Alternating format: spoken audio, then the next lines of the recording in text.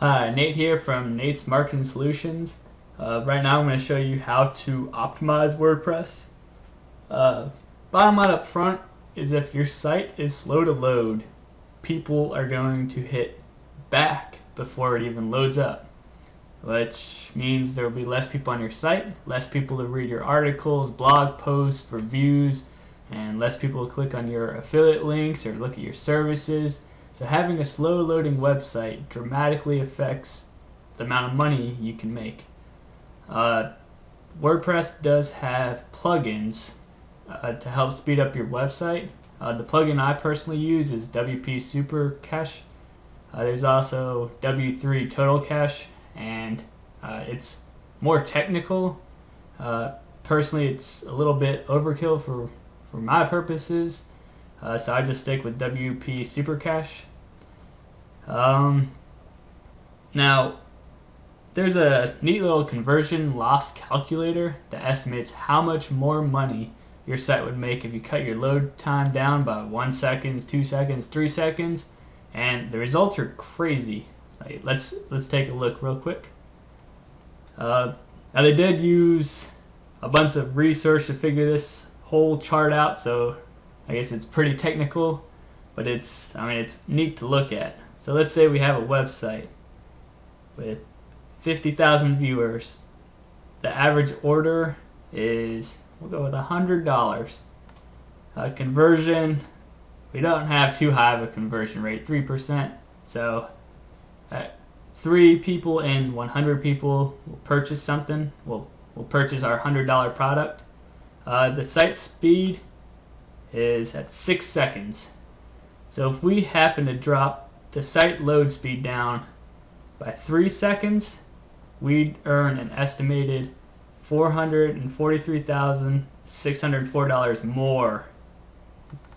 Just by saving 3 seconds off our load time, we'd make almost $450,000 more dollars. 2 seconds, $280,000. 1 second, $136,000. Simply by speeding up our website by seconds, we can dramatically increase the amount of revenue that we get every single year. Alright, now how do you check your site speed? Personally, I use Pingdom. Alright, real quick before I show you my website speed, I loaded in some images, some ginormous images into our WordPress site because just with plain WordPress plus thesis installed, that's not going to really hinder load times, but having images and all sorts of stuff on your website will slow down the load time. So I loaded in a whole bunch of images about dinosaurs. Pretty cool, huh? So that should slow down our website a little bit, and then we'll speed it up. Alright, so here we are at Pingdom. How you test your load speed is type in your domain. So video.natesmarketingsolutions.com and hit test now. Hang on, starting test. And it actually loaded pretty fast. 1.38 seconds is not a bad time. We're going to try and speed that up some, but that's pretty quick right there. Once you start running a lot of plugins on your WordPress site, it'll start slowing down. So always test your speed and always try and speed it back up. It gives you a whole bunch of information on what files took a while to load and all sorts of information that you can look at and figure out. Alright, well here's an example of what WP Super Cache did for one of my WordPress sites. Now I got probably like 10 to 15 plugins running on that site and images and all sorts of stuff going on that site. Now before I put up WP Super Cache and put it on the settings I'm about to show you, my load time was 5.64 seconds. Alright, and then it went down to 1.32 seconds. Like in a matter of, what is this, like 3 hours of tinkering with this thing. that's what I was able to accomplish. So here we go. Again, all the settings and instructions are on my website. Try to make it as easy as possible to follow along with. And now I'm making this video to also help you out. So how to set up WP Super Cache. First off, you're going to go to your plugins area that's under the admin panel of your WordPress site. More than likely WP Super Cache came installed. If it didn't, all you need to do is go to add new and look it up, and there it is. Click install. It's already installed on mine, so just go back to install plugins, hit activate, and then go to settings, WP Super Cache. Alright, it'll automatically load on the advanced tab, but we'll go to the easy tab real quick. Make sure that caching is on, the recommended setting, and then just hit update status. Alright, now we'll go to the advanced tab. Alright, we're on the advanced tab. All we're going to do here is click all the ones that come recommended. So check cache hits to this website for quick access. Use mod rewrite to serve cache files. Compress pages so they're served more quickly to visitors. Don't cache pages for known users. Cache rebuild. Serve a super cache file to anonymous user while a new file is being generated. And extra homepage checks. Very occasionally stops homepage caching. So those are the only options you check. You'll hit update status. With the use mod rewrite to serve cache files, you're going to have to do a mod rewrite rules.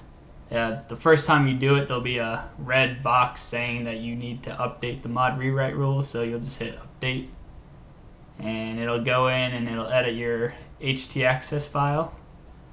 And then we'll go down to the expiry time and garbage collections. Now these are my settings. I do cache timeout 1800 seconds.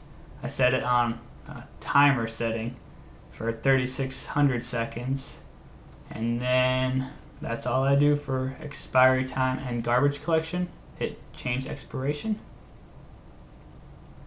Alright, it saves that, and then I don't mess with anything below the garbage or the expiry time and garbage collection because I don't really have a need to.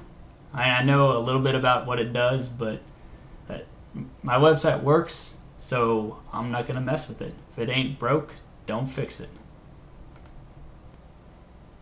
Alright, after the advanced tab and the easy tabs are all complete, you're going to want to go and set up a CDN or content delivery network. You'll notice that that's the next tab we're going to, but you gotta set it up first. So go back to my website, and then I got instructions on setting up a content delivery network.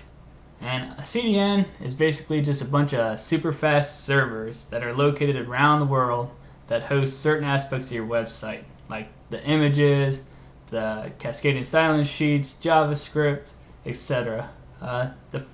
Now the physical distance from you to a server makes a difference when it comes to download rates. So let's say you went with HostGator, which I highly recommend for your host. Their servers are located in Texas, but most of your site's visitors are in London, about 4,800 miles away. That distance will greatly hinder website load speeds, but with the help of a CDN like MaxCDN, which is what I use and I highly recommend, well, they have servers in London, so that helps your site load a lot faster.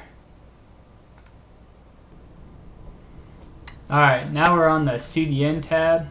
CDN stands for Content Delivery Network, and we're going to have to go somewhere else to set this up. So go back to my website, and then I have directions on how to set up a CDN with MaxCDN, which is what I use, and I highly recommend. They They've done very well for me. They're fast, good pricing, can't go wrong with it. So just go to MaxCDN. Okay, scroll down to the bottom here. They got a MaxCDN coupon. Now, I mean, they update their site all the time, so if this doesn't exist at this time, always you can go to Google and look up MaxCDN coupons. Just click there, get your MaxCDN coupon, and wait a second. Alright, you probably only need the starter package. You can always upgrade later on to the business package. Even though you're running a business, you probably don't need to be spending $80 a month for CDN. The starter package with the coupon is only $30 for 1 year. So that's not bad at all. You probably don't need custom SSL unless you know what it is and why you need it. And then it's just account information, account access, payment info, and then sign up. Alright, after your MaxCDN account is all set up, you'll be logged into your dashboard. You want to go to zones and create pull zone. This is the website that MaxCDN will pull from. It'll pull all the images, the JavaScript, the CSS, all that stuff from the website, and it'll store it on their servers, and then it'll distribute it to their servers around the world, thus helping speed up your website. So the pull zone name, we'll just go with NMS video. Origin server pull. This is your domain that you want pulled. So we got video.natesmarketingsolutions.com.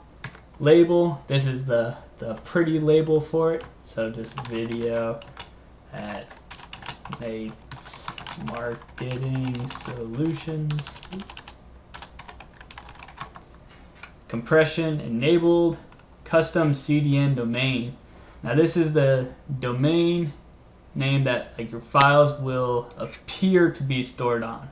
They'll really be stored on MaxCDN, but they'll appear to be stored on your server. So what I do is cdn.video.natesmarketingsolutions.com. Now, you don't have to use CDN like I am. You can use files or just a letter or number or whatever you want it to be, but it'll be a subdomain of your full domain. Then all you gotta do is hit create. It'll begin to create the pull zone, and once it's done, it'll give you pull zone has been successfully created, and then it'll give you this right here. It says, please create a CNAME record for cdn.video.natesmarketingsolutions to this domain right here. This is the actual domain that your files are stored on, but a CNAME will make it look like they're on cdn.video.natesmarketingsolutions.com as opposed to this. Alright, so how do you create this CNAME that MaxCDN is talking about? Well, you can go over to my site. I have instructions right here, but basically you're going to want to go to your hosting admin panel, which is the 2082. And then you're going to want to scroll down to Simple DNS Zone Editor. Now, other hosting companies like DreamHost and Bluehost, they'll have similar DNS something. Just HostGator calls it Simple DNS Zone Editor, but you'll look for something about DNS and editing. So click that. You'll select the domain, which we got natesmarketingsolutions.com, and then we're going to want to add a CNAME record. So all you do here is copy this,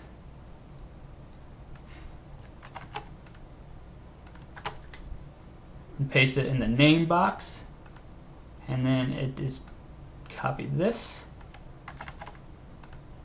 and put it in the CNAME box and hit add CNAME record. And that's it. Now if you go to cdn.video.natesmarketingsolutions.com, you'll basically see a mirror of your website. See, all the images and everything are stored on the CDN. Now the difference between this website and your actual website is that these are hosted on the CDN, which is on servers around the world, making your site really fast to load. Now, how do you make sure this Google and Bing and all the search engines don't find your CDN website and post that and instead of your actual website? Well, you go back to the Mac CDN control panel, and you'll look at pull zones, manage pull zone, go to SEO and hit enable. And then this just tells the search engines not to load in the CDN website, and hit update. So I recommend doing that for your CDN website, so that way you're not doubling up content and everything. Alright, now we'll finish up with the WP Supercache. We'll just copy the CDN location, go back to WP Supercache, the CDN tab, enable CDN support. Offsite URL, that's what we just copied, the CNAME that we created, cdn.video.natesmarketingsolutions.com, and then you just hit save changes.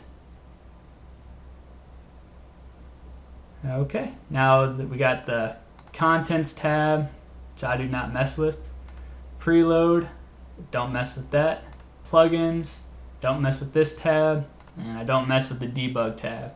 So it's just the easy, advanced, and CDN tabs that I mess with, and that allowed my one site to drop about 4 seconds off of its load time with just those settings I showed you.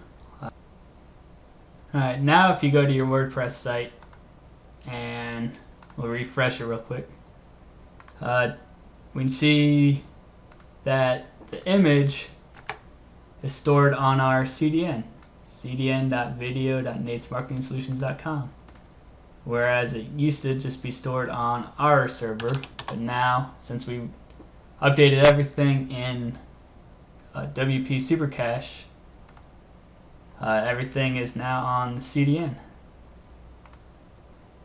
CDN, CDN. See how much stuff got automatically transferred to the CDN. So that helps out our load times tremendously.